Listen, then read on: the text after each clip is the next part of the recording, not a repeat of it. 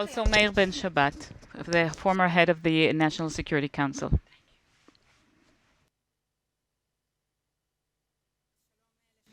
So hello to the two of you. We would like to start with the stage of identical question. What do you think that the Israeli policy should be? We are 3 weeks before the beginning of Ramadan, which is a tense month anyhow. What do you think the Israeli policy should be in order to prevent further escalation? Dror, I thought Meir could start. He's more experienced.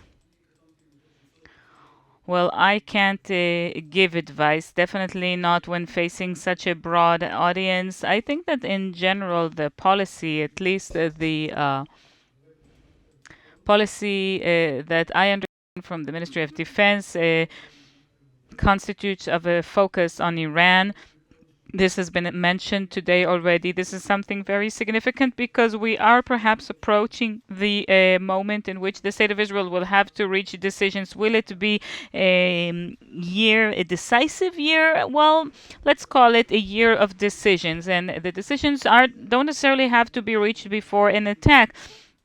And within this context, of course, we also need to place an emphasis on the Palestinian arena to calm things down there. And ultimately, there are tensions between these things because if we want to concentrate on Iran, we need some things to be calmer in all other arenas. I think this is what they're trying to achieve, but it's quite complicated. I agree. And perhaps in more detail, I disagree. We haven't reached that stage yet where if you can say the answer in one word, then why add anything? Okay, I'll remember that. Okay, so Dror, perhaps I'll ask you to elaborate. If the attention is supposed to be mainly devoted to the Iranian issues, especially in view of recent developments, to what extent is there a failure of the system and politicians to devote to this issue and the things in the field are escalating despite what you want. Let me speak from what I see. The Minister of Defense, and as an outcome, the entire security establishment, all the agencies and departments, the military and the ISA are all very busy in keeping things more peaceful, calmer, and of course there are various complex activities taken in urban territory, and of course we're managing risks, but not everything is up to us. And what I see, we're truly focused on force buildup and preparedness for Iran, and that means much more than attacking any specific site. I'm talking about preparedness to more complex scenarios, more difficult scenarios, such as an all-out war, and there should be a national effort in preparing for that.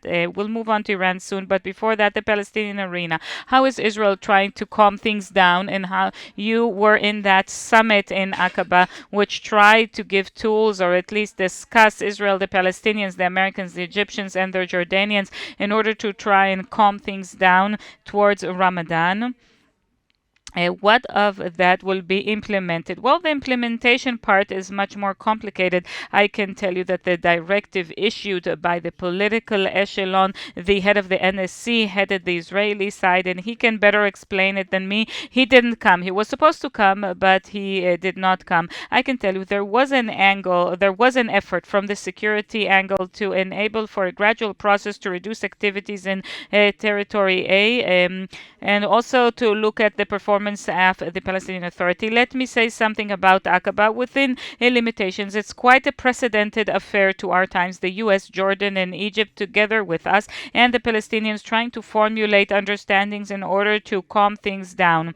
And it's clear to everyone that the IDF needs to act along with the ISA, and other agencies to neutralize ticking bombs. And of course, there's a limitation to the power of the PA and its mechanisms. The question was, how can we establish an intimate and advanced dialogue in order to reduce terror activities? But no promise was issued to stop Israeli activities in the Zone A. How can we reduce Israeli activity in Zone A when right now there is no coordination with the Palestinian security mechanism? Well, there is dialogue with them at certain levels. The security established is involved in various activities. I heard do's and and don'ts. Do's wherever we need to. We operate surgically. We operate the force based on intel. But there are other activities maintaining the fabric of life. A tremendous effort to make gestures for the Palestinians. And it's not, just to benefit the Palestinians. It's for us to increase stability, such as,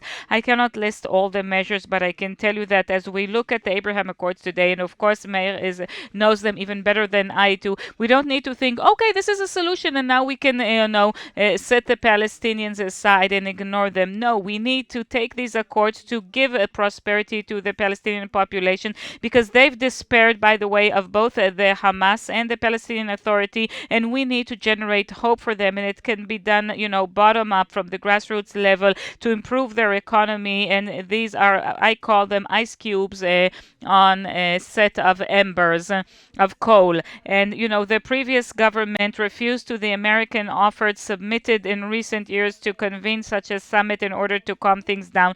And when you hear what Dror has to say, he was there. Your response is these measures are what? Let me first say that in generally I agree with the goals set by Dror, but I don't agree with the path. I think it wasn't a good idea to discuss security issues in such a summit. Why? For a simple reason, because the security issue cannot be prone to international pressures, and one can guess what will happen in such a summit. I wasn't there. I didn't receive a report on what happened there, but I can just guess what it looked like. The Palestinians will begin with accusations against Israel, accusing Israel of the tension and the fact that it unnecessarily entered the PA. This is what creates the motivation for terror attacks. The Jordanians will add and say that the number of Jews, the increased number of Jews going to the Temple Mount adds flame to the fire. And the Egyptians will say that the prisoners, the Palestinian prisoners, also add to the tension.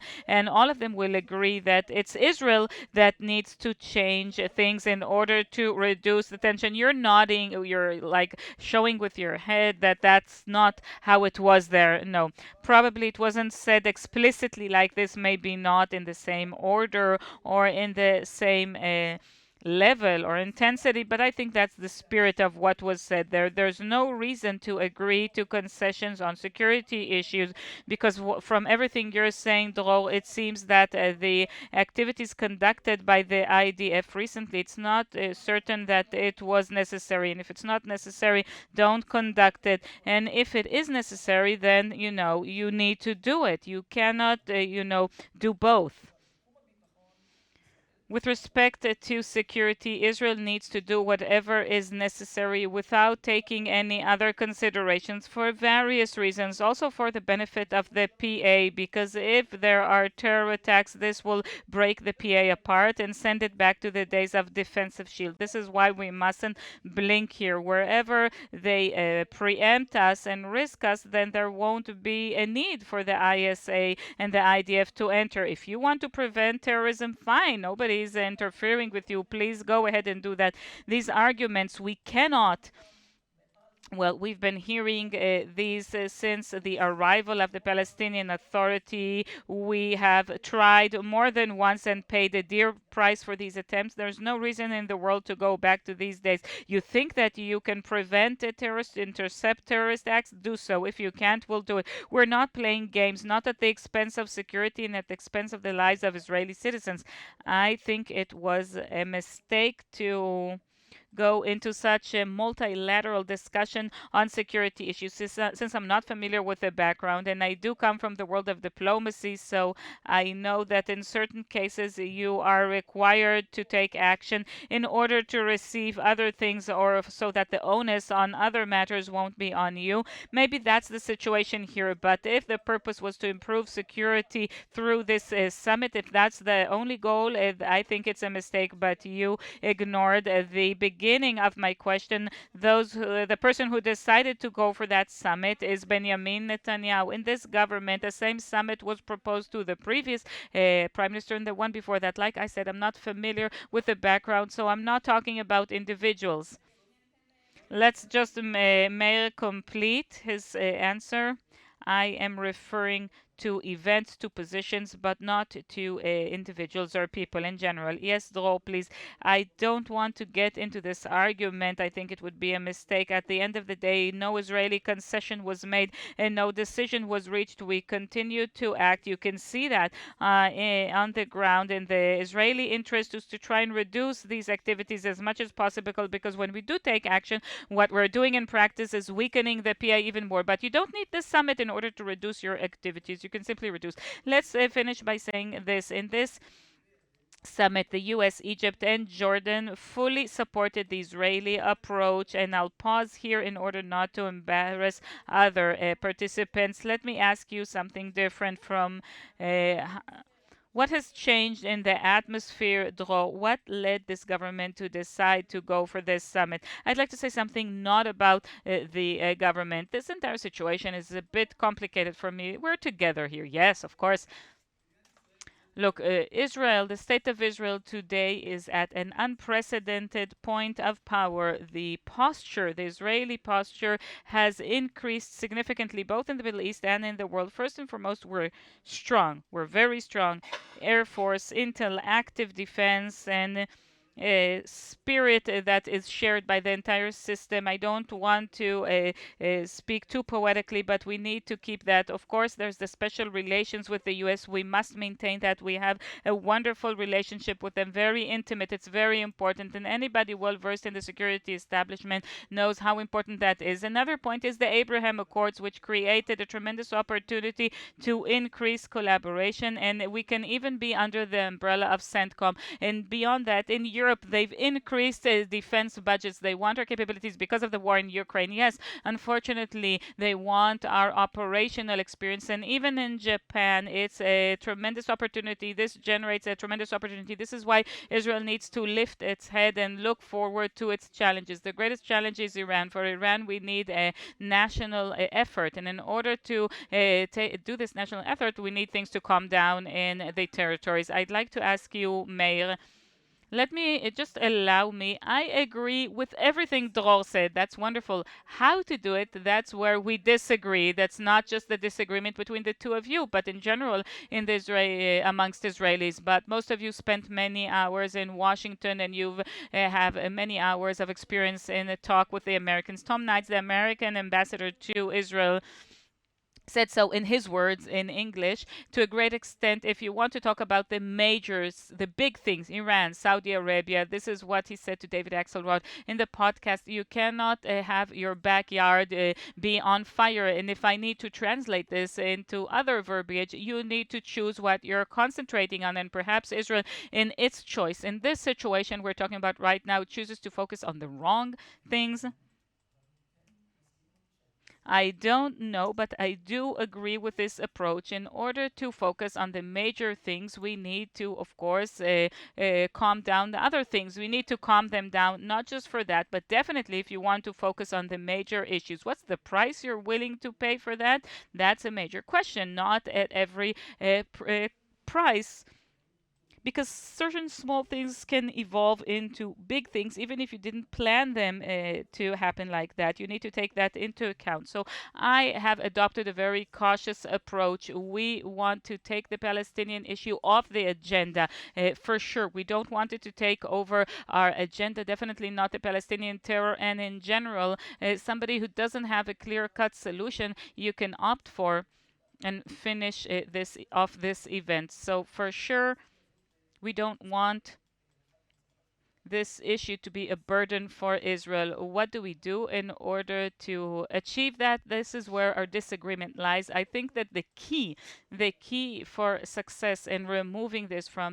issue from the agenda is security. So security activity wherever necessary as soon as possible in order to prevent terror attacks will remove this topic from the agenda, even if it has a certain side effects of the kind that Dror mentioned.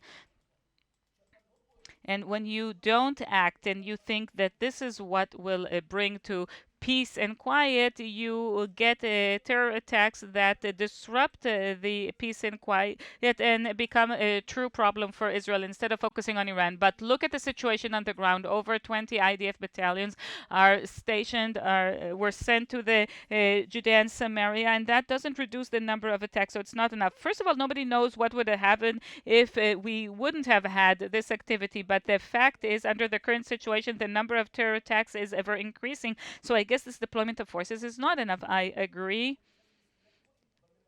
Yes, of course, we should not restricting ourselves on this matter. Now, what you said, Dror, on regarding what's necessary and what's unnecessary, it's quite outrageous. It means that a certain activity we conducted was unnecessary. That, if it's unnecessary, don't do it, regardless of the Palestinian Authority. Can I respond to that? I don't want to reach a conflict here, but I think that our entry angle should be only use force for what we need. There's been an evolving campaign of the IDF here. I don't want to state the data, but there are a lot of casualties on the Palestinian side, and the use of force, our use of force hasn't weakened at all. We have the ISA and the major generals who are there with the soldiers constantly. Nothing relented here. We think that we also need to do other things, and that's it. And the politicians are saying that, not just me, because first of all, we need to use force wherever necessary, and number two, these are the relative alleviations. That's the same policy we had when you were the head of the NSC. At the end of the day, if I may, in the last years that you were the head of the NSC, and you did a wonderful job, you know that, the idea was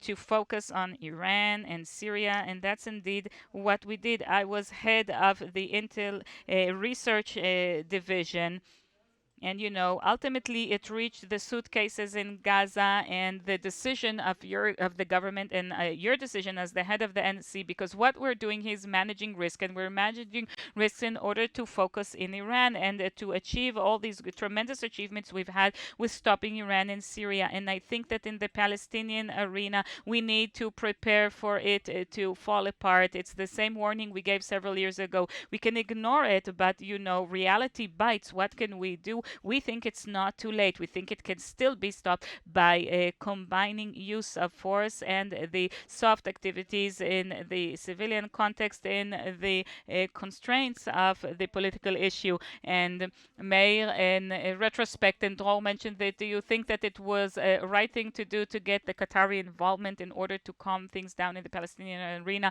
with an emphasis on Gaza?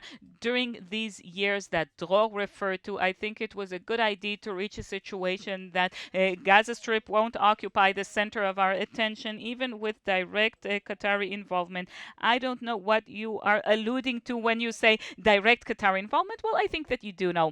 But hold on. For us, the best scenario would be if Abu Mazen could settle things with the Gaza Strip in the same format that existed in the past. But once a gap was created with the payments of the Palestinian Authority transfer to the Gaza Strip, this bridge had to be gapped, and certain alternatives came up, and maybe we didn't exercise too much scrutiny regarding these alternatives. At the end of the day, if it meets the conditions positioned by Israel, and it did meet, then no problem. It doesn't matter if the money comes from Abu Mazen or from elsewhere, as long as it doesn't reach there for purposes that are undesired for us. You mentioned the Abraham Accords, Dror.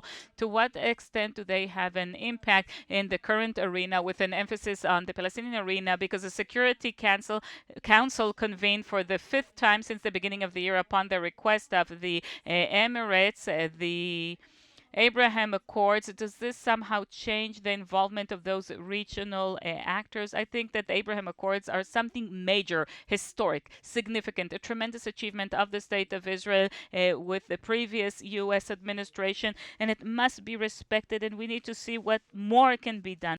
But we also shouldn't be confused about it. On the one hand, we are increasing, deepening our relations with them in various channels. There are others who are not part of the Abraham Accords, but do have some dialogue with us behind the scenes.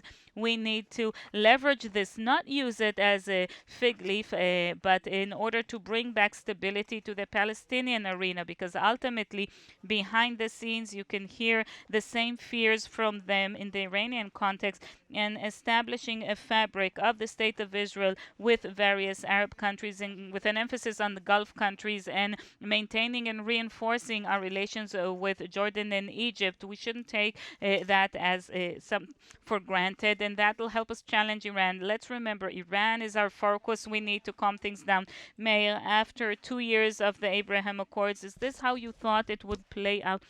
In certain cases, yes. In other cases, no. Could you further elaborate? I think that the Abraham Accords give us something else that wasn't earlier mentioned by Dror. This is a very rifted region with fundamental problems that some of them probably won't have a solution. What has changed regarding the Abraham Accords? I think that the main change in that was contributed by the Abraham Accords is that Israel, in contrast to the past, is part of the solution and not part of the problem. And this gives Israel entrance to places where the door used to be shut for us. That's one thing. Number two, the pace in which things developed in the Abraham Accords is good. Here we must say that there were two obstacles that didn't really depend on us. One was COVID. It's very difficult to come up with new agreements when you cannot have direct meetings and contacts, and during COVID there weren't such direct meetings. That's number one. And number two, the political instability. The recurring Israeli election campaigns led to a situation that on the other side, it doesn't matter who's on the other side, but they waited for some stability in Israel because nobody wants to sign agreements with a government that they don't even know that it will continue to function. These are the two things that stopped the momentum for a while. We could have reached much more than we actually did reach when the accords were signed, but I hope that these relations are maintained in such a way that we can realize them, and we need to expand the circle of countries involved in the Abraham Accords. That's one thing. Another thing, we need to further deepen the relations with all the partners we signed accords with. In the context of the Abraham Accords, we have to see them as a marriage ceremony. A marriage ceremony doesn't guarantee anything. If you don't work on the relationship after you get married, it falls apart. It breaks down. It was a wonderful ceremony. We started something important, but now we need to invest in building this relationship for the future. There is tremendous potential here that has not been fully realized. I think by now we should have signed with Sudan. I think we should have upgraded our relations with Morocco, and to also include Chad and other countries into the framework of the Abraham Accords, so that their people, their citizens will know that if you sign peace accords in Israel, you profit from that. You see the fruits of that, and there is potential for other countries within the framework of this accords. So we will finish with an identical question for the two of you. A breakthrough with Saudi Arabia and it's joining the Abraham Accords. Do you think it's possible? I think it is. It is possible, but it's a matter of time, and it should more steps, or it should be done gradually, and it's not going to be part of the Abraham Accords. I think it will receive its own unique status, but the answer is yes. But it's just a matter of time and further efforts. Even if we'll do it very slowly and gradually, we'll reach this goal. I think there are good chances for that. But let me once again reiterate, the Palestinian issue is a glass ceiling. In the Saudi context, it's a much lower glass ceiling. So we can progress and develop relations, but it will really depend on the developments.